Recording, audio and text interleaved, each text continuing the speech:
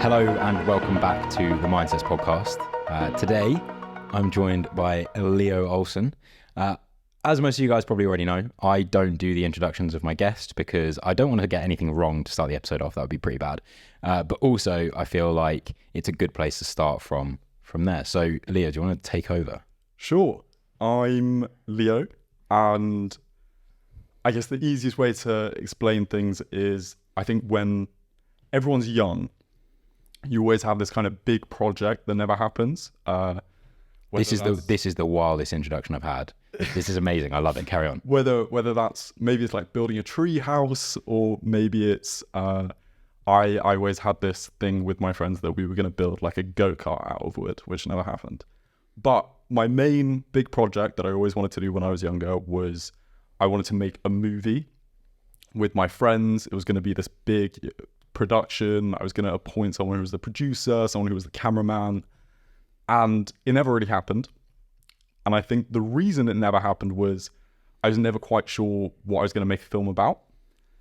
And that kind of persisted, I think, throughout my teenage years. I had these different things where I made videos and I had a YouTube channel at one point, but I never really knew what I was going to make videos about.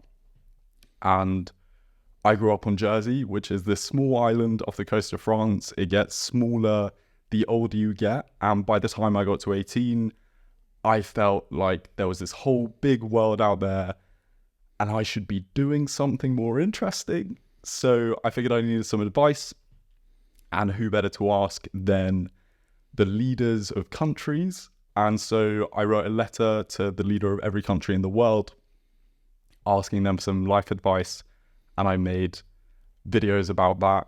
And since then, I've kind of kept telling stories on social, and people seem to like it.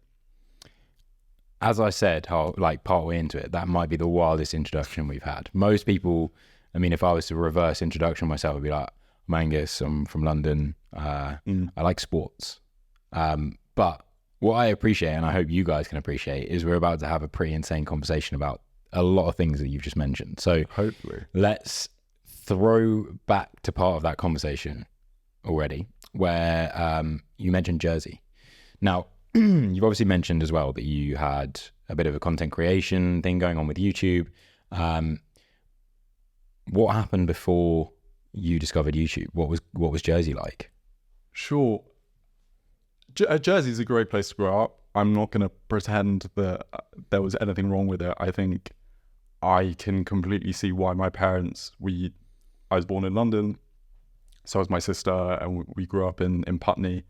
And then when we were 5 and 4, my parents decided to get out of the city and try and raise kids somewhere a bit safer with more open air spaces. So Jersey is a great place to grow up. I think it's just like I mentioned, growing up around the same group of people for an extended period of time and actively having to, you can't get the train to London, you fly. So if you ever want to leave this tiny, and when I say tiny, it's 9 by 5 miles. It is small. How big is it in comparison to the Isle of Wight? Way smaller. Is it? Yes. The Isle of Wight is small. Yeah, so Jersey, great place to grow up. Nothing wrong with it. I just think you realize that it's a small place to be with, and there's only so many people, and especially if you have interests different to most people your own age, the less people there are, the less likelihood there are going to be people who share those interests. And so I probably felt as I grew up that I maybe stuck out a bit in terms of those things. One question that I've got, because I'm geographically, there's a reason I didn't do geography at uni, but Guernsey, is that right next to Jersey? It's pretty close. Cool. And do you ever go over there, or is it like? I didn't. It's quite normal too. So Jersey, Guernsey, Sark, Herm, and Alderney are all the Channel Islands, which are off the coast of Normandy. And the reason they are part of the UK is because when William the Conqueror became king of the UK, he brought Normandy with him, and he also brought the Channel Islands, and they have stayed where the rest of France went. And they're absolutely miles away. But the reason I sort of mentioned that is because when we obviously look at the start of your kind of discovery of, I guess, YouTube and things like that, the obvious person to me in terms of genres from Guernsey is Rochershaw or Harry. But this kind of leads into what made you want to get into that? Because certainly when I was watching it, and this, I can appreciate this isn't the same for everyone. I remember there was people like KSI and Rochershaw that were doing games. There was people like Zoella who was focusing on, I believe, more makeup type stuff, tutorial videos. And then you had people that were kind of vlogging and discovering vlogging. And then you also had the people that were just like doing sport, and it was highlights of sport and stuff like that. What kind of inspired you to get into that? Because you're a fit guy now. Pause. You clearly still have an interest in sport, and we've obviously met through sport as well with running and stuff like that. But I'm not sure that was a jog. It was okay. Wow, I was trying really hard. But yeah, I'm just interested because there was 4 main streams for me when I was sort of similar age watching YouTube. What made you want to get into that?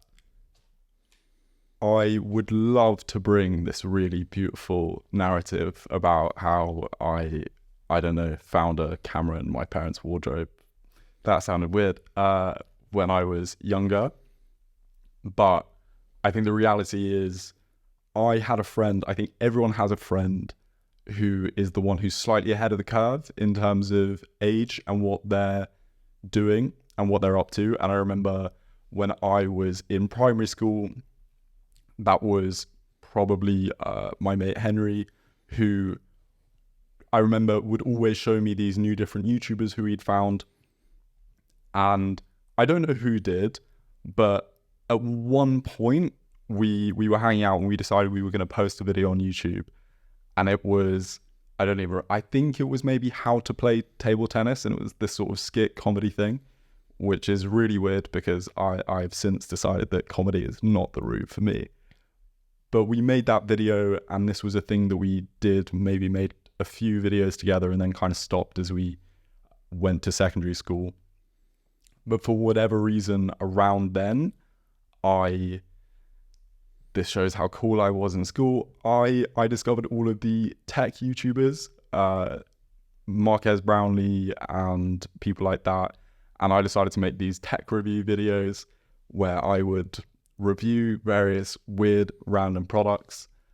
And I hustled my way I found out the company who did PR for Vodafone and wrote an email saying I could bring a really unique perspective by virtue of the fact that I was 12.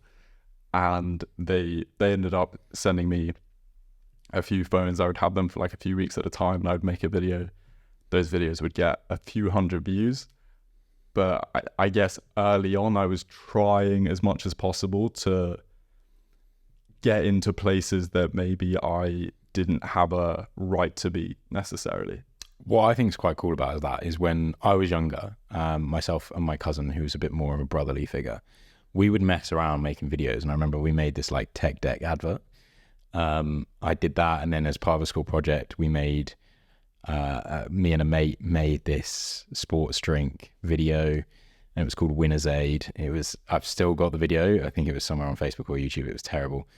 And then there's a few other videos that I remember posting on YouTube because I realized that there was a point where I had like my iPod Touch and I could post directly to YouTube from my iPod Touch, and it was a game changer of a day for no one other than myself, because no one watched the videos, thank God. I think for one of them, the video inspiration was trick shots with Dude Perfect.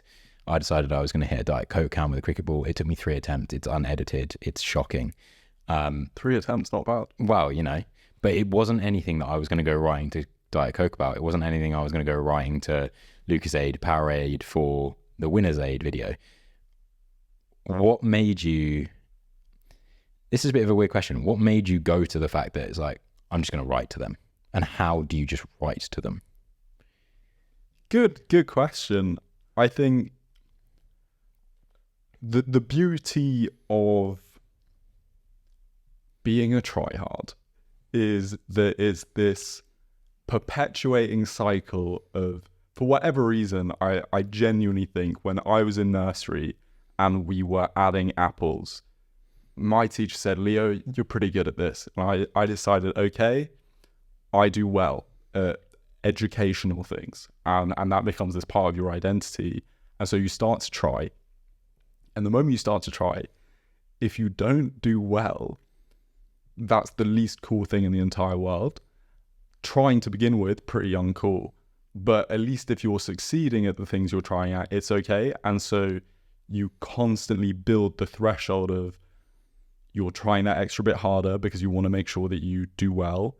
And that extra bit of effort means you probably need to do a bit better to justify that amount of effort. And it just perpetuates. And I think what's really good about that is that you get this learning personally that if I work really hard, then it at the very least increases my likelihood of succeeding. So when it came to my YouTube channel, which was this example of me doing something that not a lot of people did and also trying at it, I better do something interesting to make it justifiable to everyone who's looking at me thinking, what's he doing? So I think it just came from that of you learn to try and you learn that gets results and those just endlessly play into each other, hopefully in a positive way. I think this is one of the things that's going to come across pretty quickly, by the way, and this is me taking a step back from the conversation. Sure. How old are you? 21. Right. So your outlook on life is very like mature and quite wise, which is cool, by the way. It's not a weird thing. Seemingly, I expressed myself well. But the reason that I kind of just wanted to mention that was because there's a lot that we're going to discuss when it comes to like university and that sort of thing. And so I was just thinking timeline wise, you shifted from YouTube into doing some stuff on TikTok as well. And I was thinking, I know that happened before or around university, also similar time to COVID. Mm-hmm. And then I was going to say, that actually only happened 4 years ago, so it can't be because, you know what I mean? Like that happened before uni. Yeah. But we'll get to that. So you shifted towards TikTok. Was that as a result of COVID blowing TikTok up, or was it just kind of this discovery of short form content? So around when I turned 14, for whatever reason, I just didn't enjoy the effort to reward ratio of YouTube. And I just felt, you know what, I would much rather do the normal teenage things and actually take a step back from this doing the most attitude. And, you know, I just hung out with my mates. I got a PlayStation, was a normal kid. And then when COVID hit, I hadn't been making videos properly for about 3 years. And it was literally one of those really random things of the girl I was seeing at the time kept on making these references. And at a certain point, I felt, you know what? TikTok doesn't feel very cool. I don't really want to download it, but I'm really bored and I have no idea what she's talking about most of the time. I'm going to download the app. And then I spent a lot of time scrolling, and for whatever reason, and I really don't know what triggered this to happen, but I decided to post a video. And it was that same thing of the moment I posted my first video, the switch flipped.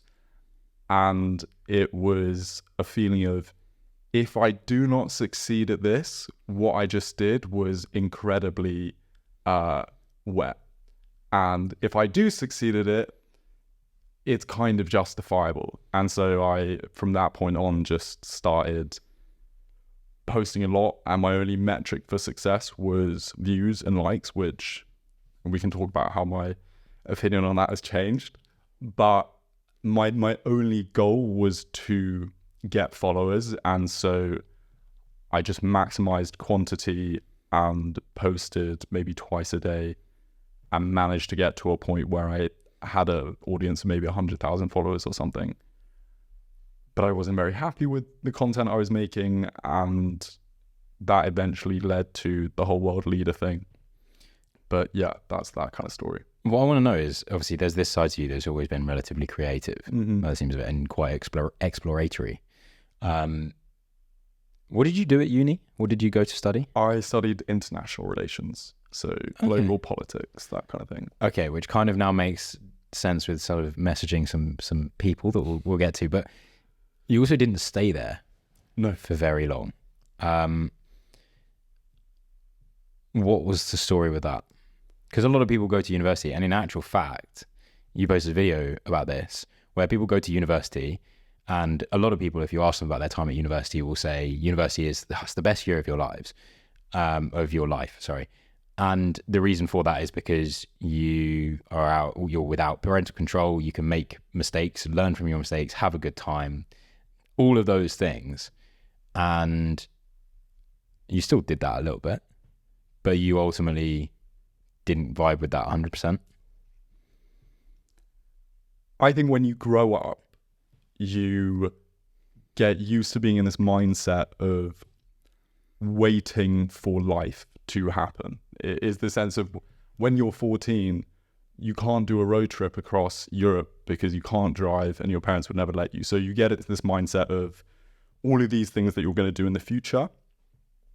And I think what I noticed when I was at university was all of these things that I'd said I was going to do when I was an adult, which were having a job that I really enjoyed, doing something creative, hopefully building a career where I made videos that connected with people. They were all these things that I wasn't prioritizing anymore. And I instead was focusing on university and all of these other great things that I really enjoyed, but it felt like I was postponing these things that I'd said that I always wanted. And then I started thinking about, okay, why am I doing that? Why am I putting all these things that I want behind this kind of arbitrary wall of when? Because you're scared of, what if I try and I fail? What will people say? Am I really good enough? And I guess when I started thinking about that, I thought about, okay, is the fear of me never trying greater than the fear of me failing? Yeah, 100%. With that in mind, it's way less scary to leave and actually give this a shot than for me to risk getting later down the line in life and never having tried. So yeah. I remember one time when I was at university, and do you know what? I'm going to say that most university students at one point have at the very least joked about dropping out, but have genuinely thought about it. For me, and this wasn't really a blocker for me doing it because I didn't have a reason to leave. Like, it sounds like you kind of had a bit of an idea of what you want to do. I didn't. But the thing I'd love to know is, how does that conversation go with your parents? Because there's a lot of investment from them to get you to university in terms of parenting. And then I think, look, for one, there's a pure practical argument of, if you look at Bill Gates and you look at Zucks, no one drops out straight away. Everyone, and by the way, not comparing myself to Bill Gates or Zucks. The fact that you've got Zucks on mates terms is mad. But everyone takes a year of absence. And I think I said to my parents, look, I'm going to have a year of having a shot at this. Worst case, I go back and I have a year of real life experience. I don't think that's going to be a negative thing. And best case, I realize that I don't want to go back and I don't spend 3 years of my life studying something that I found really interesting but had nothing to do with what I was going to do moving forward. I think my mum, and she's a wonderful person. I think I have a lot of my self-confidence. It just comes from her giving me self-esteem. So I'm immensely grateful. But she said to me, which is what that video that you mentioned is about, she said, Leo, I know you, and this is going to be the only time in your life when you're kind of allowed to fuck up. And I don't think you should leave that after 12 months. I think you should let yourself have that for an extra 2 years. And I mean, I think that's pretty reasonable advice. I think for me, the pain of not doing what I wanted to do was greater than maybe the pressure that came with that. My dad was a far more practical man, and he was initially very annoyed. And then I said, I'm not going to go out and try and make a career as a TikToker. I'm going to go out and I'm going to get a job, and I'm going to pay for my own flat and support myself. So if anything, your liabilities just went down. And he was quite happy with that. So, yeah. Okay. So kind of salesman in you there a little bit. Sure. But then, so you did leave university. And I think one of the things that I can now bring into the conversation is the fact that you have clearly shown confidence by just reaching out to these brands like Vodafone when you were younger. And then you just decided to message every world leader. To me, from an outside perspective, that would give me the impression this person's probably going to land on their feet. The one main question I have about the world leader thing is who replied? I love talking about the world leader thing because I think it emphasizes more than any other story I could tell that it's not about, and this sounds so sort of cliche, but it's about the power of one. I sent 200 letters to different heads of state and heads of government around the world. I got 20 letters back. Of those 20, 10 people gave me real advice. And so the stats, for those who can't do the maths, is 95% of the time I completely failed and wasted my time. But those 5% just made it all worth it. And the people who replied was a huge mix. I think what's interesting is that they all gave, very cliche advice.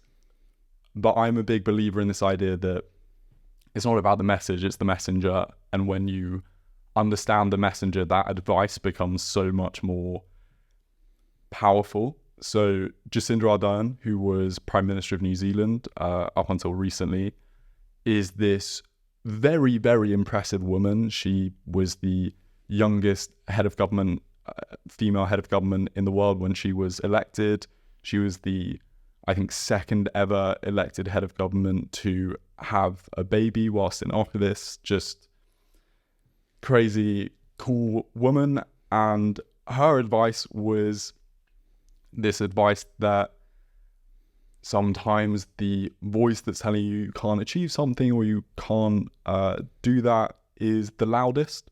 But the thing is that every person who you respect or you admire has overcome that same voice. And so why can't you?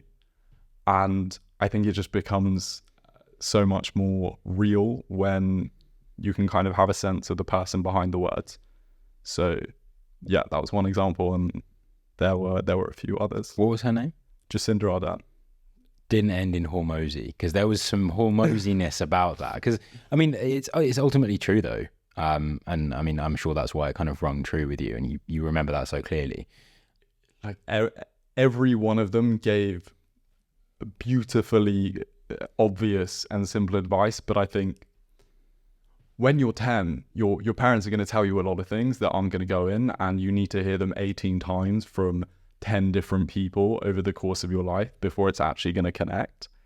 And so sometimes the fact that it came from a president or prime minister means that you think, damn, I should actually take that on board. Yeah. Okay. So, yeah. And then, so with that in mind, going back to, you've now left university then, and you said, I'm not gonna make TikTok videos for a living. What did you end up getting into? I ended up making TikTok videos for a cereal company. So completely different. Okay. Completely different. Yeah. But talk to me about it, because when we first met, which was a few months ago, and was on this jog, we were talking about how you had stepped out, and am I right in thinking, was this place where you had very little advertising budget? Yeah, so I think I'll take it back a bit and just say that I think a lot of the time this the story of the things that I've done over the past few years sounds very cohesive and simple, and everything kind of flows into one another nicely. The reality of it was I dropped out thinking that getting a job as someone without a degree and with no professional experience was very doable. And the reality is it's really hard, which shouldn't come as a surprise to anyone with actual life experience. But I ended up applying at first just for straight on marketing jobs, stuff that I really wanted to do. And then when I kept on getting rejected, I thought, Jesus, I need to expand and just get a job because I'm moving into a flat soon and I need to pay rent on it. So I applied for everything from recruitment to solar panel sales, like the most random selection of stuff. And when that wasn't working, I was really lucky to come across this guy called Alex Benayan, who went from being a pre-med student in the US to going out and interviewing everyone from Bill Gates to Lady Gaga to try and get the education that he wanted. And he has this really great idea, which I love to preach to people because it made such a big impact for me, which is you should think of life and the things that you want to achieve like a nightclub. And every nightclub has, one can say, 3 doors. There's the first door, which is general admission. And general admission is pretty great because you can go in the general admission line and it's what you're allowed to do. But it's pretty long. And to be honest, maybe the bouncer doesn't like the look of you at the end of your 3-hour wait and you get turned away and you don't get in. So not the best door in the world. Then you've got the VIP entrance. VIP entrance is great. No queue, you just walk in, can probably go in the nice section of the club. But unless you know the right people and unless you have the connections, that's not really an option for you. So we've got 2 not so great options. And then the third door is this idea that round the back of the nightclub, Cook's having a smoke. You find him, you say, hey, did you watch the match last night? Blah, blah, blah, blah, blah. I'm having a really tough night. There's this girl in there I really want to see. Can you do me a solid and just sneak me in around the bar? And he says, sure. And for me, the thing that I took away was everyone is trying to get in via general admission for things you want. I was trying to get in through general admission for the jobs I wanted, and it wasn't working. And so I decided that it was third door time. And my approach was I started cold messaging and cold emailing startup founders because I didn't know what I wanted to do, but I knew I wanted to work at a small company where maybe they were prepared to take a risk on someone who didn't necessarily have the qualifications, but hopefully had the skills that they wanted. And Tim Ferriss has this great template online. It opens with words to the effect of, I know you're super busy. This will take 30 seconds to read. And in the email, I effectively said, hey, I'm trying to get a job at a startup. I'm making a series about that on my social media page. Would you be available for 15 minutes for me to just ask you some questions about how graduates can find a job at a startup? And in exchange, you'll get some free promo on my page. I've got X amount of followers. And I never said that, I want to work at your company, but within 2-3 days, I had 3 calls booked with different founders who had agreed to sit down and chat to me. And the second guy I talked to ended up being Andrea, the co-founder of this protein cereal startup. And after our call, he sent me an email saying like, hey, why don't you apply to work here? And then 2 weeks later, we had gone for coffee, had a couple calls. They never saw my CV, and I got the job. And that was a really long-winded story about how, yeah, getting a job is tough. Yeah, I think, especially, I mean, now isn't the best time. A lot of people are struggling with jobs and that sort of thing. But again, it is a confidence thing, and at the same time, it's an understanding of. And you've already said this in terms of like, what would you regret more? Like, would you regret not trying to speak to someone that you don't know and will probably never see again, or will you regret being in the presence of that person, whether it was planned or not, and not just having a shot? Like, I can't imagine, for whatever reason, if someone came up to me and just asked me a random question, I can't imagine that's going to ruin my day. I can't imagine it's going to have a massive effect on me long term. And if there was some way in which I can help this person, I'd love to. And we do shy away from that as human beings. We kind of can get in our own head about it. Yeah, I think, at least for me, I think the professional context has been one where the thing to know is that all of these things, whether it's messaging someone on LinkedIn or trying to find people through a friend of a friend, is actually just a lot more socially acceptable than when we think of it in a personal context. Like, I would find going up to someone random in the street who I don't know, having had to do that occasionally for videos, the most uncomfortable experience in the entire world. But when it comes to networking or getting a job, there is kind of this sense of that's normal and that's okay, and people are actually quite happy to help you if you're kind of early on in your career, because they remember what it was like to be there. So I think that's the thing that people maybe underestimate, is helping others feels really good, and so often people are actually more willing to help you than you think. I can vouch for that. I never really want to bring what I do for a job into this, but as part of my job, I get in touch with people that are usually towards the top of their business. And I find the higher that I go, typically, the more time they'll give me, which is so backwards as to what you would think. So weird. It's so backwards, because you'd think, oh, this person's way too busy to give me any time. I'm just pestering them at this point. And then, similar to what you say, they pick up the phone and they remember what it's like to be in your position. And quite often, because of their position, no one goes up to them and says anything to them, because there's this perceived bubble of like untouchableness, maybe. And in actual fact, when someone does come up to them, they're like, oh my God, person, great. Yeah, I'm more than happy to talk to you, more than happy to help. So I guess advice is, for anyone that feels like they've been trying to go through the first two doors, try the third door, see what happens. Like, if the third door doesn't work, if you go to speak to that chef or barman that's out back having a smoke and he goes no, you've still got the first and second door. Like, they don't just disappear. That's true. Yeah. So like, you might as well give it a go and see what happens, and report back to us if that actually works, because that'd be great. We just ruin Mayfair. Yeah.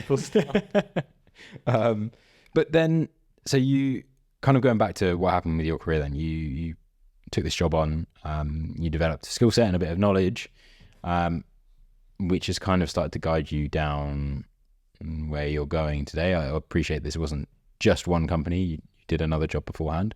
But what's the kind of story from there to where you are now and what you're doing now? I think I like to preach practicality above all things, and so there's this notion that you need to quit your job and start traveling the world as an influencer tomorrow, and I just think that is so dumb. So for me, the jobs that I got and where I've ended up now has been a case of, and it sounds really obvious, but how can I take one step towards where I want to be? So for me, that looked like, okay, I'm at university studying something that I don't want to do. Maybe that means you're in a job where everything you do is stuff that you're not hugely passionate about. So then my first move was going to a company where most of what I did, I enjoyed. And then from there, I went to a company where everything I did, I enjoyed. But I think just given the kind of person that I am, I always wanted to work for myself and do my own thing. And so now I work for myself, and at least the general mission of what I'm working towards, I enjoy it. and some of the work is not super interesting, but that is a kind of worthy sacrifice. One thing I'm just going to ask you again, just one more time. How old are you? 21. Working for yourself, which is an achievement in itself. I'm mainly, running through the money that I saved up in my job. Yeah, but there's an investment into everything. But for me, it underlines the boldness of actually like committing to something so young. I think even in my circumstance, I'm older than you, so I can say that even today there's an element of like I don't feel like I have progressed enough in my career to even think about taking a step away and I hate this because this is one of the things I never do. It's like, what's my plan B? And usually whenever I attack something, I don't make a plan B because then I'm distracting myself from plan A. But at the same time, when it comes to like your life, like part of me is like, oh, I'd love to do this and I'd love to do that, but that doesn't fit. If it doesn't work out, and I would hope that I'm motivated enough for it not to, but then you're a walking example of committing to something. Yeah, I want to come back to the whole thing of, for example, I think maybe one way of looking at it is that in general, when we talk about ourselves and our mental well-being, stress and anxiety are these things that are aggressively demonized, and rightfully so, because they are very uncomfortable things to experience. But if you think of your body like, and your mind and your skills, if you think about you as a person in the same context, you would think of a muscle at the gym. Yeah, you don't want to do 10 sets of 50 reps and destroy your muscle and do that every day to the point of injury. But you might want to regularly stress that muscle a bit and do it with breaks in between to where that muscle starts getting a bit stronger, it starts getting a bit more comfortable. And it comes back to this idea of no one should quit their day job tomorrow. You should take these incremental steps toward it.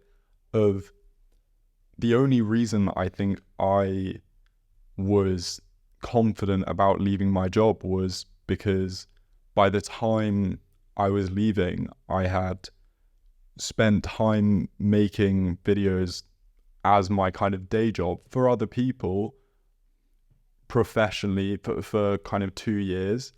And I was lucky to grow my skill set in an environment where, look, there was a paycheck coming in every month and I didn't have to stress about those things. And I think that's really important to developing the skills you want to develop, because if you're stressed and super anxious, you're not going to be the smartest or the most rational or perform the best. People talk about athletes getting the yips, is it called the yips? Mm-hmm. Yeah, the yips. Like getting that. And if you work in a creative profession, you probably know more than anyone.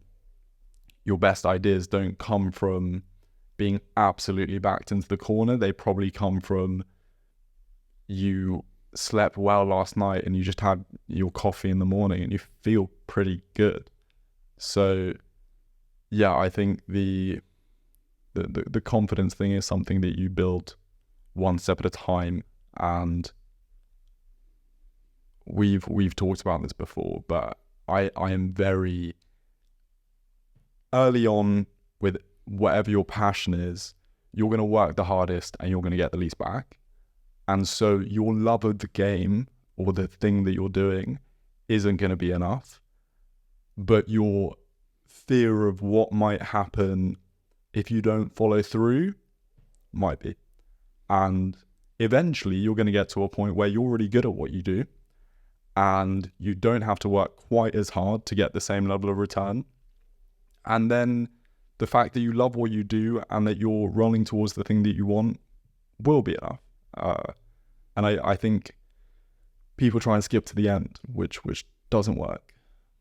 So, and then when it's also worth mentioning, and I mean, again, extremely cliche comment here, but you have to love the process, because if you don't, it's the thing that you're going to think back to a lot of the time. Because I mean, as an example, and for the wonderful people listening to this, I can appreciate that. I would say for at least 95% of the people listening to this episode probably didn't listen to the first one and have listened to all of them sequentially until now. And the fact that that person is there now is extremely rewarding. And it's a process, because in the grand scheme of where we're at today, yeah, I'm not going to be topping any charts anytime soon for the best podcast. And in terms of exposure, I feel like it's on a growth.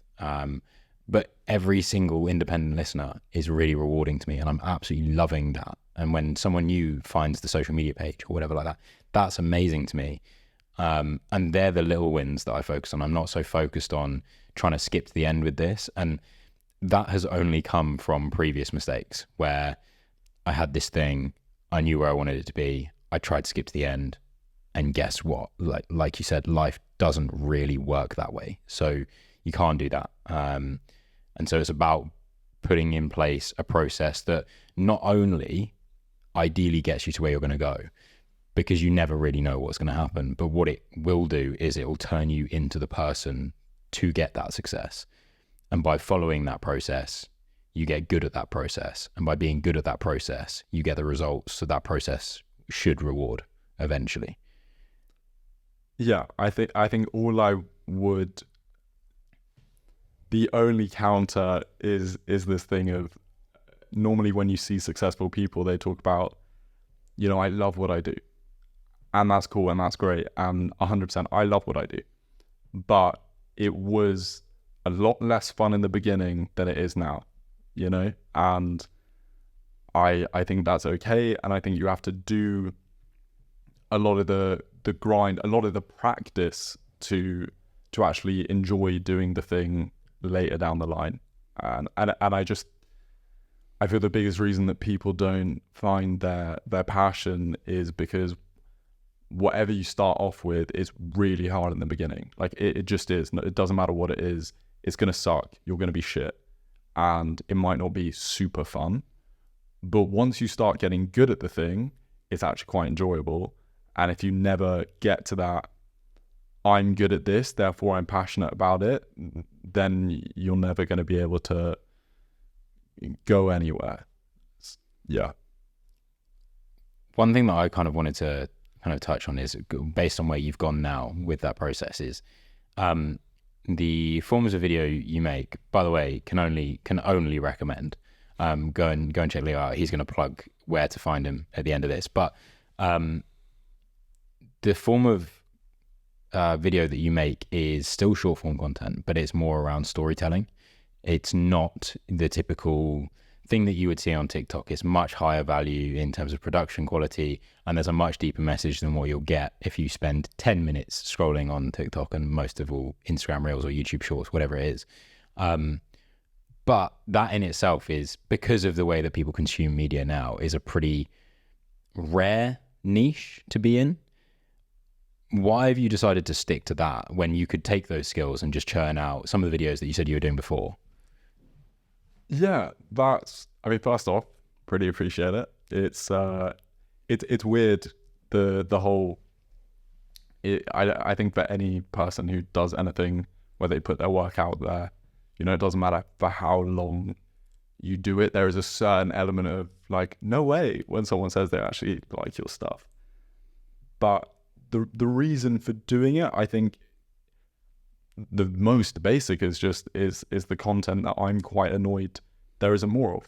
And I think that I personally am not a huge fan of the state of a lot of social media, but specifically what a TikTok feed or sometimes what an Instagram feed will look like. I think there's just a lot of junk on there, and I would much rather make something that I'm proud of than just get a load of views for making something that doesn't really offer any value.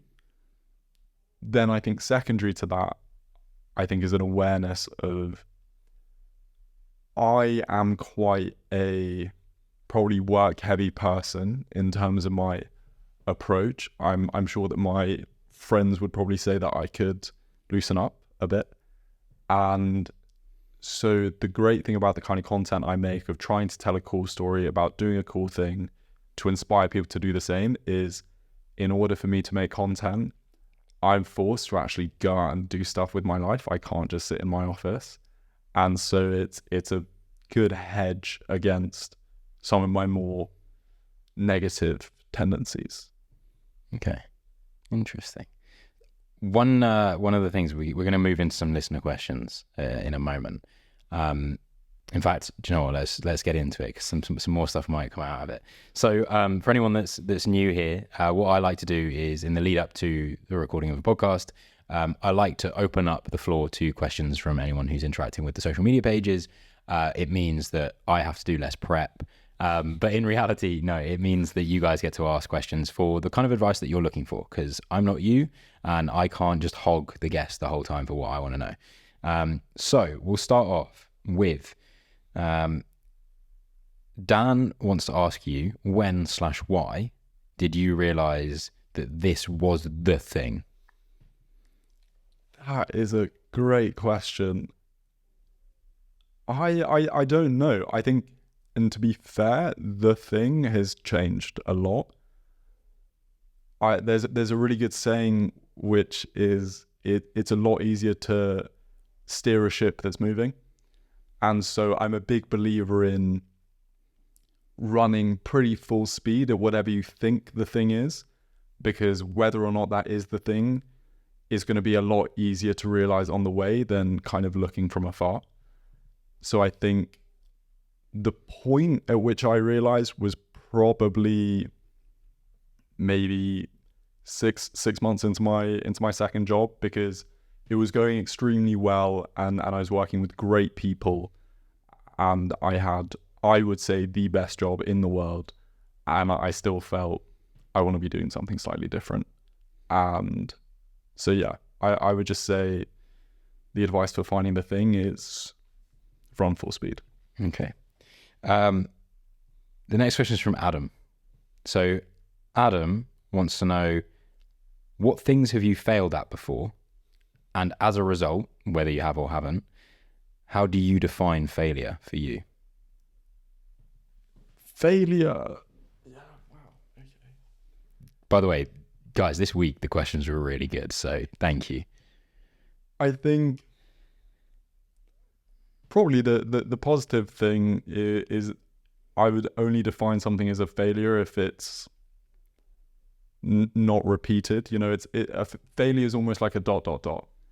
And if you come back and you maybe didn't hit your marathon PB, and then you come back and you did it 6 months later, I don't think the first case was a failure, because you kind of came back and you learned from it and you succeeded. So I think for me, the big thing is that thing of, did I do everything that I could do? Was the failure due to external circumstances? Then it's not a big problem. Things I've failed at, I think, are probably cases when I feel that I've not gone to the best of my abilities. And probably the best examples of that would be maybe friendships, relationships. I think in my work life, I'm quite good at just keep going. Like, it'll work, you'll make it work. I mean, every time a video doesn't do well, it deeply hurts, and that's what keeps me going. But I think there are probably times in relationships where I have not been the most compassionate person, and I think, look, I definitely think I could have handled things better in various situations, but the beauty of that is I think that I'm so lucky to have gone through that, because I just think I'm a way better bloke now than I was then, and I think that's a positive thing all in all. Cool. I've got a little spin-off question for me. That's why I wanted to get into these. Sure. Are you a person that is, and this is different for everyone, by the way, and it's okay to be both. Are you a person that's driven by fear of failure or driven by the end goal? I think for now, definitely more so a fear of failure. But like I said, I think that is a means to an end, and I think it's a bit like burning, as in I know this isn't possible, or maybe it is, but like it's a bit like burning jet fuel in a sports car. Of it's gonna work really well and go really quick, but it's only gonna work for so long. And at some point, you're gonna need to switch out the fuel and start being a bit more focus on the joy and the passion. But I think for now, the what if I don't is more powerful than what if I do. Cool. I think that for me it's very similar because it holds me accountable to doing the small things. But I don't want to continue on that without stealing away from the third person's question. So Ruby, I believe, has watched one of your most recent videos. And in fact, I think it's the most recent video. Ruby wants to know if you've got any tips to be more present without locking your phone away and effectively running off into the woods. Again, if you haven't seen that video, definitely go check it out on Leo's page. For sure. Being more present, I mean, that's just really tough. I would say, I mean, this is a slight spin-off, but maybe it'll help, is just thinking harder probably isn't going to help much. But if we think about time perception and how you perceive the world around you, the reason that routine really speeds up the rate at which you perceive time is because your brain is always trying to predict what's going to happen. And when the world around you conforms to said prediction, your brain's kind of running at a slightly lower capacity. And so your time perception expands and contracts relative to the novelty of what you're doing. And so I would say if you want things to slow down and you want to feel more present, but you don't want to lock your phone in a box, put yourself in situations where you don't want to reach for your phone in the first place. And I always find it really hard to set time aside for these things. But like last weekend, I went rally driving with my girlfriend. I always find those things where it's like, we have to get a train for an hour. And actually after the rally driving, we ended up getting stuck in a random hotel for about 3.5 hours. But those experiences are the ones that kind of take up stuff in the memory bank. And I think I heard this nuts statistic, and it maybe isn't true, but it was adjusted for time perception. By the time you're 23, 24, half of your life is over. And so if that doesn't scare you, I think it should. And I think you should try and plan some spontaneity, whether that's just, every other Sunday we go and do something new. I think that's the best way of doing it. In a similar piece of advice, I mean, this is kind of the same as locking your phone away in a box, I guess, because it's telling you to use a different phone. But it's difficult in today's day and age to step away from smartphones because, I mean, if you're a person that commutes or goes around London, you need your phone to tap often. You do have a card. You can still use a card. But most people just leave the house with their phone because that's all they need. I had the pleasure of being around the world last year, seeing some pretty cool places, and I very, very nearly bought this tiny, tiny little Nokia. And when I say tiny, I'm talking like the size of my thumb. And the reason I wanted it is because it reminded me of Zoolander, where he gets his tiny little phone out. But the other reason I wanted it is because it was really cheap, and it was a cheap way of me detaching from my smartphone. And it's the other thing that's difficult is if I spoke to most people and said, why don't you go out for the whole weekend without your phone? Or like when you're outside of the house, no phone, just leave it there. There is the argument of what if something happens to my family? If I get back from my wonderful weekend and I look at my phone and I get a horrible message. Yes, that's the case. That is true. So maybe consider a different alternative for them to reach you. And even if you can't really detach from it, tell everyone that's important that they can reach you if they must. Don't tell anyone else, and just don't be on your phone. and take your if you're on your own for this weekend, or if you've got other people, just take yourself or take yourselves out for a day where you just try and spend as long as possible without using social media, and you will come back feeling like you've lived 3 days, because you see so much more, your experience is so much more. The little things that go wrong are funnier because you don't immediately pull your phone out and try and fix them. You actually have to just use your brain and fix them. So if you're stuck in a hotel, if you're on your phone, you're probably looking for the mode of transport to get out of that situation, or a different hotel that might be nicer, or whatever the situation was. But if you don't have your phone, you talk to people, you communicate, and you figure it out. And so I would encourage people, and I should probably do this more myself, just try and go out without your phone. Yeah, 100%. I think I can't run at the moment because of my my leg, but going out for the no phone run is just such a life hack for well-being, in my opinion. Of London doesn't often feel very peaceful, but if you're in like Regent's Park and you're one of the few people who's out running, it feels quite like nice to be alone.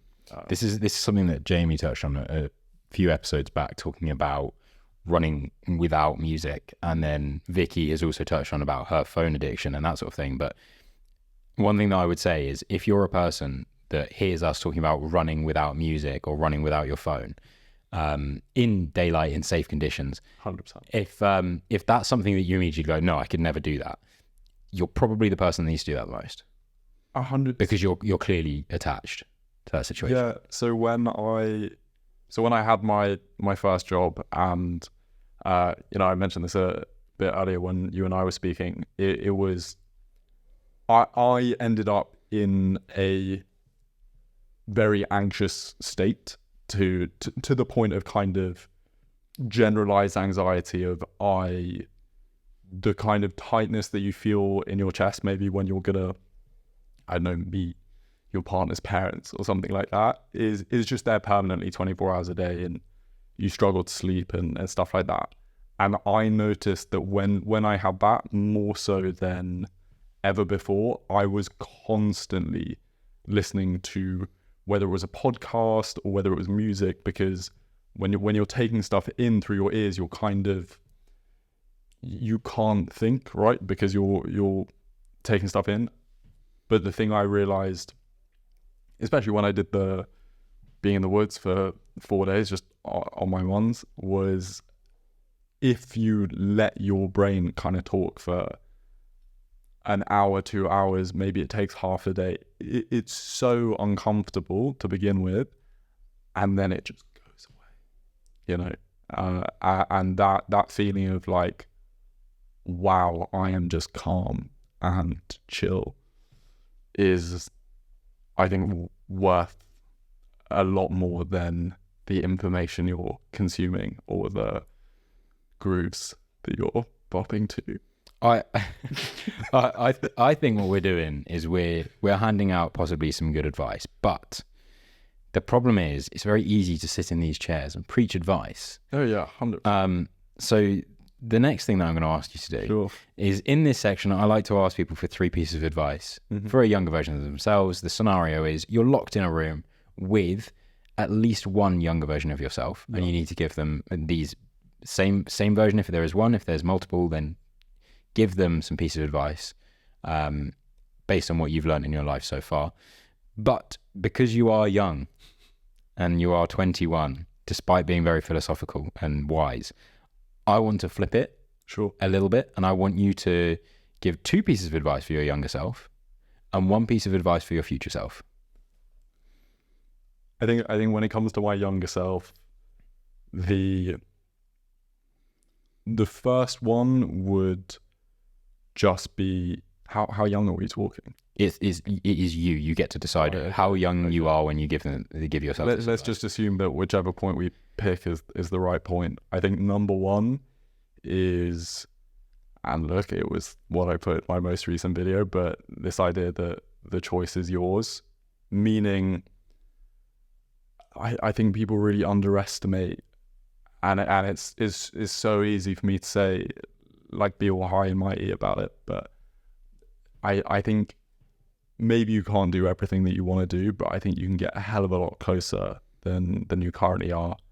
And even if you believe that everything is kind of your upbringing or the genes that you were given, if you can move 10% is a big move. And so yeah, just the choice is yours, and the idea that you can at least try and do whatever you want to do. And at the end of the day, if you're not failing at things that you don't enjoy and you're doing okay at them, you'd probably be pretty great at the things you actually enjoy. So I think that the choice is yours. And then secondly would probably be that you should do the things that make for a good story, even when it's not practical. Because like I've said before, I think I'm very good at being achievement focused, but at the end of the day, the things you always come back to is when you went to Iceland for 24 hours, or you and your mates got flights to Morocco for 20 quid. You know, those are the sort of things you remember. And so I know that that's the thing that I leave on the table in terms of I could do that a bit more.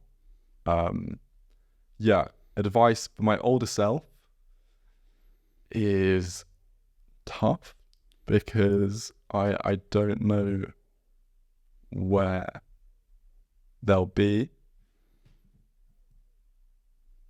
I would love for you to be watching this video back in like 10 years, by the way, or whenever you choose. But that's I'm sort of searching for maybe a value that you have that you wish to hold on to. That I wish to hold on to.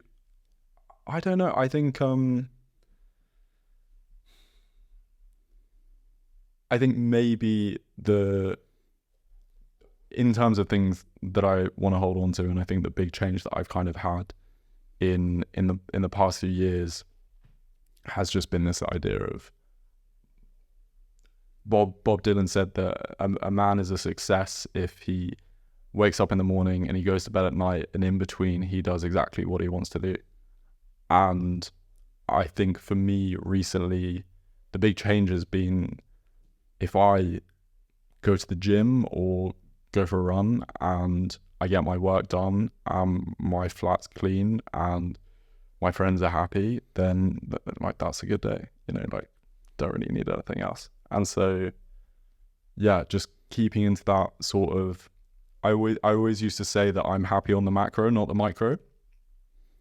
And I think now a lot more I'm trying to be happy on the micro. Okay. Interesting. I hope that continues to stay true, and I'm sure Fingers crossed. Cut forward to 10 years from now. But no, okay, amazing. This leads us to the last question. So this question has come from Michael, who was the last guest. Now, Michael, in his own words, is just a normal dude. For anyone that listened, can probably, in their opinion, maybe say that Michael isn't a normal dude because he did 70.3 Ironmans in 32 days, which is, for me, abnormal. But it takes a lot of inspiration to do that sort of thing. So his question was, outside family and current friends or relationships, who inspires you the most? Yeah, we've talked about this, and I think a big sort of thing that I like to push is that the people who inspire you can do so personally or professionally, and those don't necessarily have to correlate.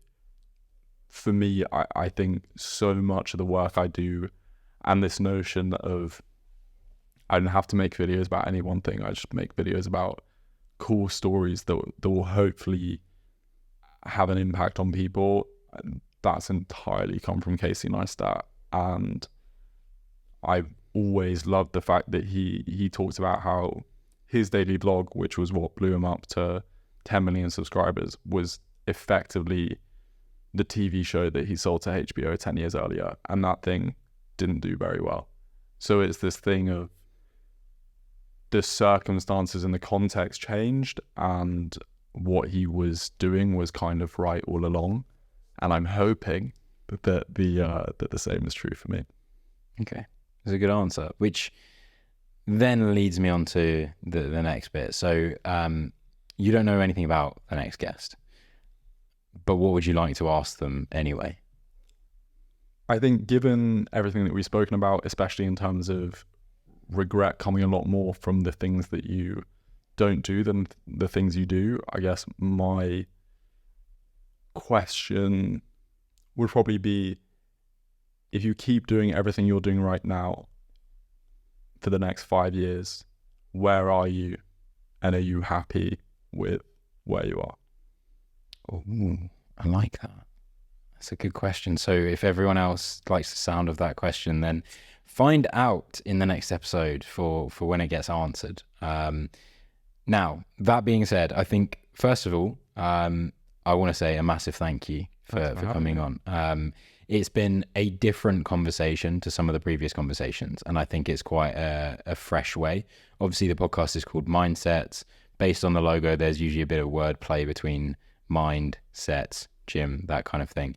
I'll stretch it a little bit for what people would know about you from this conversation and say, you know, like I said earlier on, you're a fit guy, you kept yourself in check. You were actually going to run the marathon earlier this year until injury happened. Yeah. But I think in terms of the way that you have gone through life so far and your outlook on life, I thought that was maybe a bit more refreshing for people listening. And well, hopefully, yeah. So we'll have to see. We will have to see. But thank you guys very much for listening. And if you are intrigued by some of the videos we spoke about of Leo's, where can they find and support you? I guess just Instagram and TikTok, really. On Instagram, it is Leo Magnus Olsson. And on sick middle name. Yeah, sick. Shout out my dad. And then on TikTok, it is .Leo Olsson. But I'm pretty sure if you just search my name, hopefully I come up. So awesome. So there we go. Show Leo some love if you've not come from Leo's page to here. And if you have, then show me some love. That would be great. And on that, you can find my social media for the podcast page is at mindsets_podcast. That is true for all social media platforms we've got. If you search it and you don't think it's me, it's definitely not me. It's all the same. It all looks the same. So YouTube is the same. And if you can head over to any of those, if you share any content, if you like anything, feel free to comment or even message the page. It's so welcomed and it means so much. So again, thank you from me. And I hope you're equally excited to hear the answer to Leo's question in the next episode. So until that one comes out a week from now, I look forward to seeing you guys in the next episode. With